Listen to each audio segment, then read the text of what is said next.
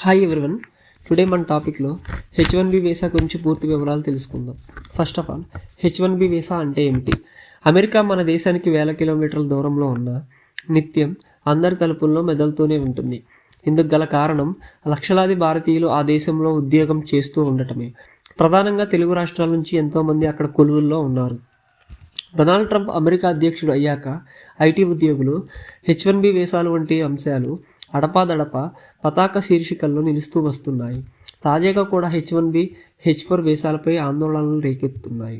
ఈ నేపథ్యంలో అసలు ఈ వీసాలు అంటే ఏమిటో చూద్దాం. ఒక దేశానికి చెందిన పౌరులు లేదా పౌరురాలు మరో దేశాన్ని సందర్శించాలంటే అనుమతి పత్రం కావాలి. అటువంటి అనుమతి పత్రాన్ని వీసా అంటారు. ఉదాహరణకు, ఎవరైనా అమెరికా వెళ్ళాలనుకుంటే ఆ దేశం నుంచి వీసా తీసుకోవాలి. ఇలాంటి వీసాలు చాలా రకాలు ఉంటాయి. పర్యాటకులు, వ్యాపారులు, ఉద్యోగులు, కళాకారులు, క్రీడాకారులు, ఇలా భిన్న వర్గాల వారికి భిన్నమైన వీసాలు ఉంటాయి. అమెరికాలో తాత్కాలికంగా ఉద్యోగం చేయడానికి విదేశీయులకు జారీ చేసే అనుమతి పత్రమే H1B వీసా. ప్రత్యేక నైపుణ్యాలు కలిగిన వారికి వీటిని జారీ చేస్తారు. H1B వీసా ఎలా పుట్టింది? అమెరికాలో 90వ దశకంలో టెక్నాలజీ ఆధారిత సంస్థలు విపరీతంగా పుట్టుకొచ్చాయి. ఆ దేశ ఆర్థిక వ్యవస్థ కూడా వేగంగా వృద్ధి చెందుతున్న కాలం అది. టెక్నాలజీ, పరిశోధన, కంప్యూటర్ ప్రోగ్రామింగ్ వంటి రంగాల్లో నైపుణ్యం కలిగిన మానవ వనరుల అవసరం ఏర్పడింది. ఆ సమయంలో అమెరికాలో వీరికి ఎంతో కొరత ఉంది. కాబట్టి నైపుణ్యం కలిగిన విదేశీయులను తాత్కాలిక కాలానికి నియమించుకునేందుకు ప్రభుత్వం సంస్థలకు అనుమతి ఇచ్చింది. ఇందులో భాగంగా 1990లో H1B వీసాలను ప్రారంభించారు. జార్జ్ బుష్ అమెరికా అధ్యక్షుడిగా ఉన్న కాలంలో ఇమిగ్రేషన్ యాక్ట్ 1990 అమల్లోకి వచ్చింది. నాన్ ఇమిగ్రేషన్ అంటే ఏమిటో తెలుసుకుందాం.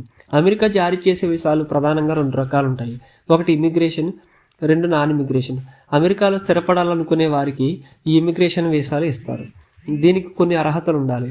అమెరికాలో తాత్కాలికంగా కొంతకాలం ఉండేందుకు ఉద్దేశించినవి నాన్ ఇమిగ్రేషన్ వీసాలు. కాబట్టి H1B వీసా నాన్ ఇమిగ్రేషన్ పరిధిలోకి వస్తుంది. H1B వీసాలో రకాలు తెలుసుకుందాం.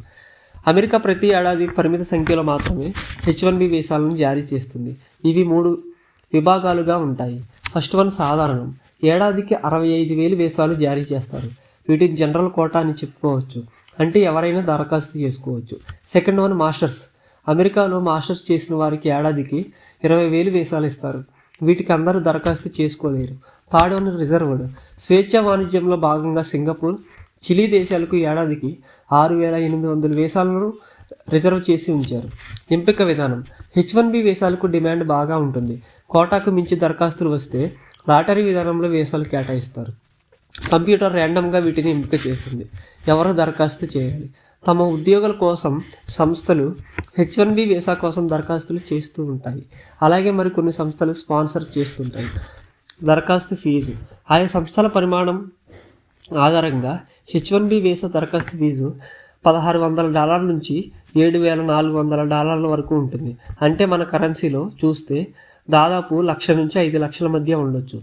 50 లేదా అంతకంటే ఎక్కువ ఉద్యోగులు ఉన్న సంస్థలు, 50% ఉద్యోగులు H1B వీసాల మీద ఉన్న సంస్థలు అదనంగా $4,000, అనగా మన కరెన్సీలో 2,60,000 చెల్లించాల్సి ఉంటుంది. కాలపరిమితి. ఒకసారి H1B వీసా లభిస్తే 3 ఏళ్ల పాటు అమెరికాలో ఉండొచ్చు. ఈ కాల పరిమితిని పొడిగించుకునే అవకాశం కూడా ఉంది, కానీ మొత్తం మీద 6 ఏళ్లకు మించకూడదు. Dependent visa. H1B ఉద్యోగుల కుటుంబ సభ్యులు డిపెండెంట్ వీసా ద్వారా అమెరికాలో ఉండొచ్చు. ఇందుకు వారు H4 వీసాలను తీసుకోవాలి. జీవిత భాగస్వామి 21 ఏళ్లలోపు పిల్లలకు ఈ అవకాశం ఉంటుంది. H4 వీసా ఉన్న కుటుంబ సభ్యులు అమెరికాలో చదువుకోవచ్చు. అయితే ఈ వీసా మీద ఎటువంటి ఉద్యోగాలు చేయడానికి లేదు. ఇందుకు వర్క్ పర్మిట్ తీసుకోవాలి.